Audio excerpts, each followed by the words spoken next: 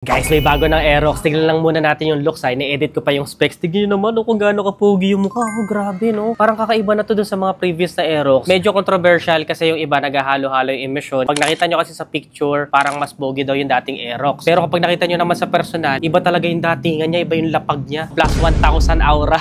Pero kayo, ano bang comment nyo? Tignan nyo, meron pa rin tayong daytime running light. Iba na rin yung kanyang turn signals. Medyo mas naging aggressive. Tusok na tusok yung datingan niya. Tignan nyo yung meter paddle, so parang nakalabas na. Dati kasi parang part lang siya ng pinaka-assembly, flat lang siya. Ngayon parang 3D na siya. Tapos ina-expect ko mas malaki siya, pero sa personal medyo mas maliit pala. So mas malaki pa rin yung digital meter panel ng dating Aerox. Medyo naka-front ng konti dito sa may pillion ride step. Ayan, no? Medyo malapit, no? Pero I think that's for better comfort para maka-stretch ng konti yung paa ng mga angkas natin. May built-in naman pala na hazard. Tingnan natin yung likod. Ito yung napansin ko, parang iba na yung kanyang tail light compared dun sa dating Aerox. Parang ito yung sa mga big bike na nila, yung parang nasa mga R15, parang mga ganun na yung tsura ng taillight niya. Parang medyo kapares na ng mga sniper, di ba? Nire-review natin yung classic na racing blue, which is, alam naman natin na trademark ni Yamaha. Pero ang gaganda pa ng ibang kulay. Yung black, ang ganda. Tapos yung parang gray, ang ganda. Yung turn signals, iba na rin, no? Plate light pa rin tayo dito, pero hindi pa siya LED. Ito pang malupit. Disc brake na yung likod. Ito yung lagi nire-reklamo nila. Bakit drum brake yung likod ng Aerox? Ginawa nga yan. Para sporty, mabilis. Tsaka meron silang tinatawag na YE CVT, pero malalaman pa natin. Ang presyo ngayon is 125,500 pesos.